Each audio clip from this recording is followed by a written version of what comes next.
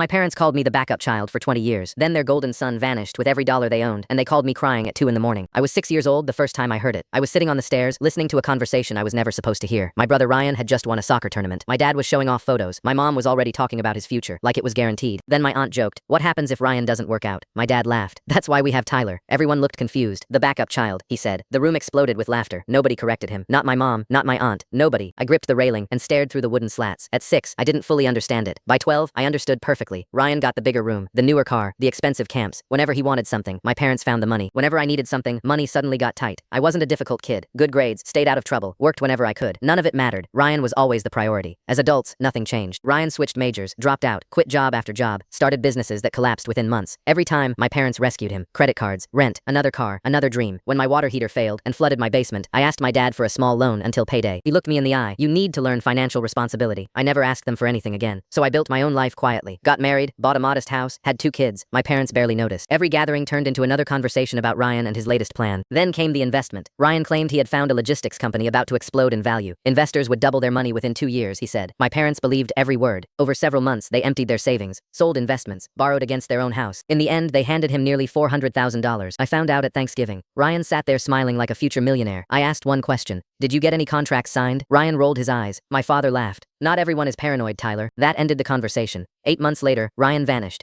Empty apartment, disconnected phone, deleted accounts. The business address turned out to be a mailbox rental store. The company never existed. The money was gone. I learned all of it at 2 in the morning. My phone rang beside my bed. My mother's name lit up the screen. She was crying too hard to speak. Then my father took the phone. For the first time in my life, he sounded defeated. They told me everything. Then he asked if they could move in with me, just temporarily, until they figured things out. I sat there in silence. My wife lay awake beside me, listening. My father kept talking. Family helps family. They had nowhere else to go. They needed me, the backup child. After 20 years, they finally needed the backup child. I told him I would think about it. The next day, I called an attorney, not for revenge, for information. During that process, I learned something else. A relative let it slip that my parents had rewritten their wills years earlier. Everything, the house, the investments, the family heirlooms, all of it had gone to Ryan. They believed he needed it more than I did. I wasn't even surprised. A week later, I invited my parents to lunch. They arrived carrying folders full of bills and loan statements. Before they could ask again, I slid a folder of my own across the table. Inside were phone numbers for bankruptcy attorneys, financial counselors, senior housing programs. Every page was researched. Every option was organized. My father stared at it. "That's it?" he asked quietly. I nodded. I figured you needed a backup plan. Nobody argued. Nobody got angry. There was nothing left to say. They had spent 20 years betting everything on Ryan. I was simply not going to let my wife and kids pay for that bet. That was 4 years ago. Ryan never came back. My parents sold their house and moved into a small apartment. We still talk sometimes, mostly on holidays.